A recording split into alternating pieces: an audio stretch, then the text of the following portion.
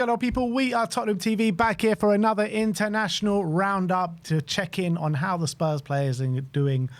I would say all four corners of the world, but mainly in Europe. One game in Asia. So we're going to get into how all the Spurs players are doing. We're going to start off with Lucas Bergvall. Sweden 0, Kosovo 1. Lucas Bergvall hooked at half time. And if you actually look at the player ratings, he's actually given one of the better ratings out of anyone. You'd think half-time stinker and hooked, but it looks like he actually played quite well. Team, yeah, one key pass, one big chance created, 3 out of 4 successful dribbles, 5 out of 6 ground duels won. I mean, underlying data seems okay. Was he playing on the right wing? Looks as though, doesn't it? Left wing. Left wing? Oh, right, because direction of travel is on there, so it's right wing. Oh, yeah, I didn't see the arrow. Yeah, right wing. How strange. That's not his... Well... He was playing in a midfield 5, and he was like the right-sided central midfielder. So, yeah, he gets taken off at half-time. The manager was asked about it after the game. Some were suggesting he was injured. The manager says that we were 1-0 down. We wanted to change things in the second half. With the changes that we made, I think our formation surprised Kosovo a little bit. We created good moments that could have led to goals. Sometimes you have to change things at half-time. Bergvall was asked after the game if he was injured or anything, and he said, no, I'm perfectly healthy, which is great stuff. Yeah, not great for Sweden, to be honest. How can you lose at home to Kosovo? Well, it looks like they're going to be out of the World Cup now. No, not necessarily. They're at the bottom of their group, as you can see, with 1 point. But they do have an automatic place in the playoffs. Through the Nations League. Yeah, through the Nations League. So they've still got another chance at it. Who are they playing? Not sure who they're playing, but they are going to be bottom seed of the playoffs. So they're going to have one of the harder ties. So the draw hasn't been made yet because the qualification hasn't finished. Well, they can't qualify. Well, unless they win the next 2, I guess, and by big margins. I don't know if it's head-to-head or if it's...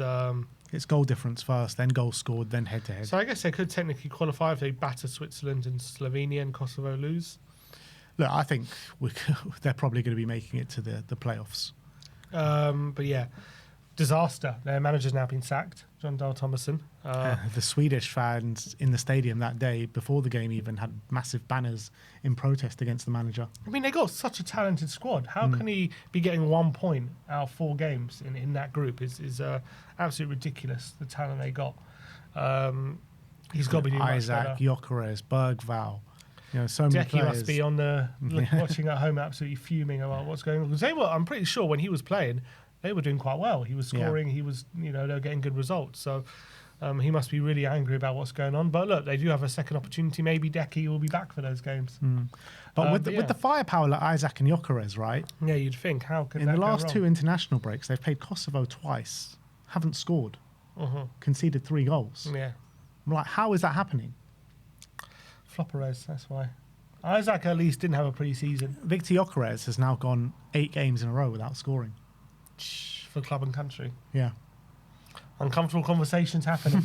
But to me, it sounds like it wasn't Bergvall's fault for why he got taken off. That's what it looks like to me. But obviously, he started the first game as well. Yeah. And look, I'm glad he's getting more regular minutes now for Sweden at international level, and that's just going to build him up as a player. But yeah, unfortunate for him to be taken off at half time. But at least it's not an injury, which there was a lot of speculation about. So that's good. Absolutely. So yeah, they still have another chance to make it to the World Cup. They're going to have a very hard tie if it is in the playoffs. However, if they do finish second in their group somehow, then they'll have an easier tie in the playoffs because they won't be the bottom seed. So there is still a few avenues of Sweden to get to the World Cup. But if they don't finish in the top 2, it's going to make it very hard for them. But we'll see what happens there. But that is Sweden and Lucas Bergvall. We move on to Ben Davies and Brennan Johnson, who had a very big clash in Cardiff against Belgium. They lost 4-2 on the night. Ben Davies, very much a mixed night for him because he played 71 minutes. He earned his 100th cap for his country. However, he did go off injured. So we don't know the extent of the injury as of yet, but he is carrying an injury, which makes him the 4th player to reach a century of caps, over a century of caps for Wales. Bale, one of the other ones? 2 of them are Spurs players in Gareth Bale and Chris Gunter. Chris Gunter. Yeah. Wow. And Wayne No Simon Hennessy. Davies? No Simon Davies? No, Wayne Hennessy being the other one.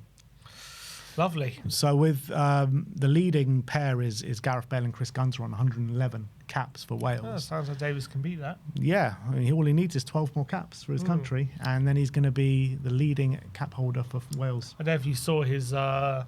He brought his son out, Ralph, before the game, and he was stealing the show. He looks so funny, Ralph. He was doing a lot of funny things. Sure, he's missing his godfather, Sonny. Exactly, for sure. But yeah, Wales after that loss, not in a great position now to qualify. They're not in a great position. However, they do play Macedonia in their last game. That is going to be an almighty clash. If you look at the standings for Wales, if you look at that, so now they're on 10 points, Macedonia on 13 points, and Belgium on 14. One game left. Macedonia have one game left, but Wales have 2 games left. So Wales, they play Liechtenstein next. So you've got to say that's a 3 points for Wales. And then it will be all on Wales against Macedonia for a place in the playoffs. That's a big one. That is a big one. So he needs to get a job done. Rodin seems to be scoring goals recently, doesn't he? Yeah. Goal here, goal for Leeds. And he looked a threat against Spurs as well. So hit the bar, didn't he? Hit the post against Spurs. But it sounds like another bit of a no-show by Brennan. Yeah, absolutely. So Brennan Johnson, where did he play even? Did he come off the did he not start? I thought he started. Looks like he didn't start. Where did I say? Brennan Johnson, I think he came on for the last 20 minutes then. Brennan Johnson, yeah, here we go. He came on the 58th minute. He didn't even start. Can't even get in the Wales team for such a big game. That's mad, isn't it? They're playing at home to Belgium in like a really big game for them. Brennan Johnson's not starting. That's When I saw that sub on 58 minutes, I thought that he was getting taken off at 58 minutes. He's actually been bringing him on at 58 minutes. Starting Sorba Thomas of Stoke ahead of him. Well, he came off of Brooks. So Brooks started, I think, on the right wing. Either of them. I'm saying you could put Brooks on the left if you wanted to. You could put Brendan on the left. I know Brooks has been quite good this season, but who's this Sorba Thomas guy? I mean, how is he starting ahead of Brennan? It's ridiculous. 1 goal this season, 5 assists. Looks like he's doing all right, but it's in the Championship. The thing is, though, like Brennan, these are what the performances deserve, unfortunately. He's not been playing well for Wales. He's not really been playing well for Tottenham either. So you just can't keep playing a player that's not on form. And he doesn't even get up front over Mark Harris. Yeah. Which is, look, it's an unfortunate. Oxford. You would think that Brennan should be star of that team. He should be. But he isn't. But I guess he wasn't all bad for Brennan.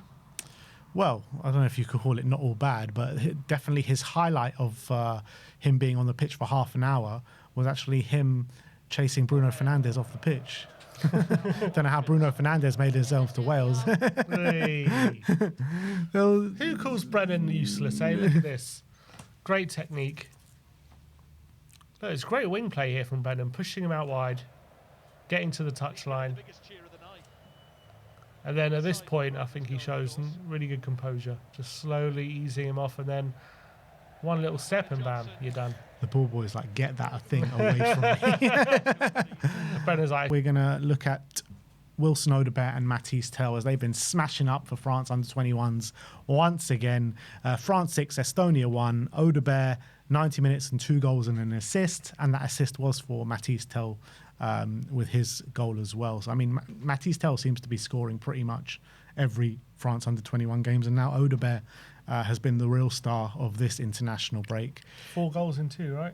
Yeah, I mean, I thought it was 4 goals in 2. And then I looked back at the game, the stats on the last game, and he got an assist and not a goal. The goal might have been taken off him somehow. Nah, he definitely got at least 1 goal. Yeah, he got 1. The stats showing it's a goal and an assist. Yeah, the other one was deflected. So. Yeah, so they gave it to Bahoya instead. So he's got a goal and assist in the first game and 2 goals and assists in the second game. How's it Bahoya? Unless maybe he put it away. Anyway, he's still playing. Yeah, maybe he did touch Bahoya. Yeah, but he's like clearly full of confidence right now. I was watching some individual highlights of him for the game. He seemed to absolutely run rings around. Look, it's only Estonia, under 21, so caveat it with that. But he seemed to be full of confidence, driving the ball whenever he got it, taking people on. Also, one of the goals they scored was from him hitting the post and them scoring the rebound as well. So that doesn't count as an assist or a goal. So he seems to be flying at the moment. Yeah, I mean, in those individual highlights that you're talking about, I saw it as well. Like, he just took that fullback to the cleaners, didn't he? He absolutely destroyed him. But look, let's go and have a look at the goals that were scored by the Spurs boys. So this is the first one. This was Tell's goal, by the way. And what an assist this is from Odobert. This assist has caused a bit of debate on I've noticed on social media, because is this just a normal pass to Tell, or was it a fake shot from Odobert? I thought it was a fake shot. I thought he's going to shoot it with his left and then he passes with his right. That's what I think. It could be. I mean, it could, what, like Thierry Henry-esque? Yeah. It could be that, or it could just be like he's just passing it. I don't know. It looks like it's a disguised pass. That's what it looks like, in my opinion. When I first saw it, I thought it was just a normal pass. I don't know. I think he's just stepping to balance himself. I don't know, but it might be. It could be a fake shot, and which would make it more impressive, obviously. Nice finish from Tell, though. Yeah, really nice composure. But yeah, nice from Odobert. I'm not sure. Well, let the chat decide. What do you think? Do you think it's just a normal pass, or do you think it's like a disguised shot and he uses his right foot to pass it to Tell? Let us know in the comment section below. But let's look at his goals as well. If we scroll down, this was one of the goals that he scored in the game. Yeah, nice run at the back post. Those are the kind of things, obviously, Brendan's so good at, and Odobert, we don't see him doing enough of. Obviously, he did it against, who was it? Alkmaar, wasn't it, last season? Scored a similar goal. So we need to see, if he's going to come an all-round winger, those are the kind of things he needs to be doing. Absolutely. And the last goal showed his finishing ability for sure. Once it loads up for you, I'm sure we can get it playing. Twitter video player. Here we go. Look at that. Bang, chest down. Left foot as well. Past the keeper. Lovely. Good finish. So look, he's in confident mood. Him and Tell, obviously Tell getting a goal as well. So hopefully they take that into the Spurs in the Premier League, because we're going to need them this season and over the next few games as well. While especially while Decky and Maddison currently out injured, we're going to need these two players to really start stepping up. And obviously Tell got a goal against Leeds. That's now 3 in a row he's got, technically, for club and country, for Matisse. Obviously Odobert's been improving as well. So, I think it's only positive. Obviously, you got to caveat it, over international break they played Estonia and Faroe Islands, so it's not like they've played anyone different. Under 21s as well. And under 21, so I can't really sit here and say, wow, this is really impressive, but it just keeps their confidence up, which is what's going to be needed. Yeah, and you know what? We've got such a hard run of fixtures now. If they can take this sort of confidence can be such an amazing thing in football.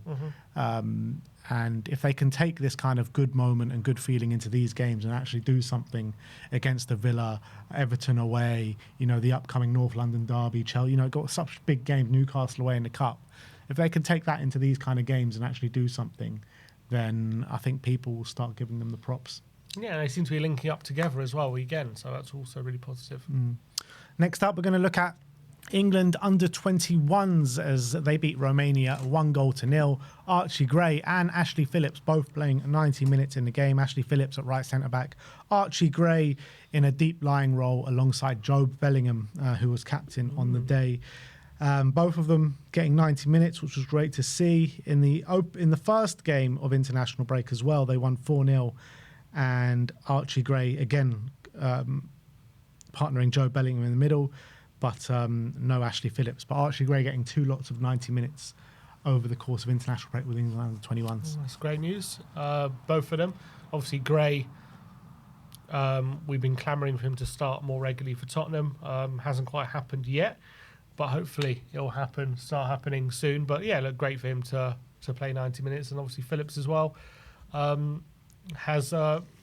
how's he been doing in the Championship this season? I can't remember. Phillips, he's just broken back into the team, and he's getting good reviews. It's a good team here. I'm surprised he only beat Andorra 1-0, isn't it? Yeah. The men's team, the first team only beat him 2-0. Yeah, that's a good point. look, good stuff. Happy for him.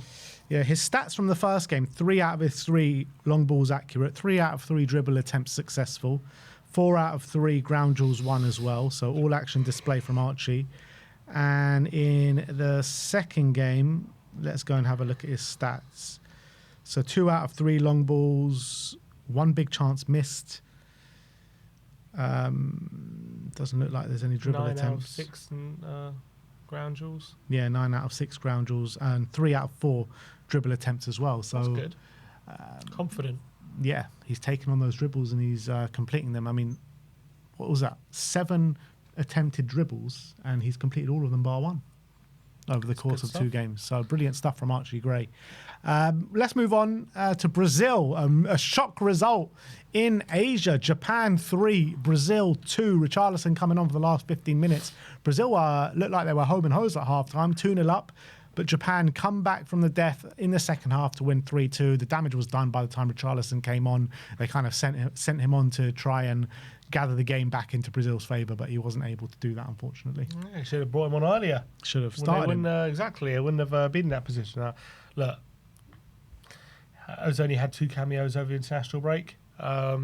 Maybe some much-needed rest. Yeah, potentially. And obviously, we'll see what the latest with Solanke and Moani when we come back. But hopefully we can start taking the pressure off him a bit. Yeah. But yeah, not really much stats to go on Richarlison. The most he did was have a shot off target and a shot blocked. 1 big chance missed. Oh, Richie. So that's Richarlison. And last but not least, England under-19s. Mr. Mikey Moore smashing it out once again in a 7-0 win against Wales. He came on late in the game and grabbed a goal a minute within coming on the pitch. And Callum Olasese also came off the bench in this one. Nice. That's great. And we know Mikey Moore, new start, new beginning once he comes back from the international break. So very excited for him. Hopefully this is the little boost he needs going in for a new manager to hit the ground running. So that's obviously all eyes are going to be on that, and a brilliant foul on Olatesi as well. Yeah, absolutely. So look, that is your international break. There'll be one more on the internationals tomorrow, but that is it from us today. Thank you everyone for joining. Like, subscribe and comment, and as always, come on you Spurs.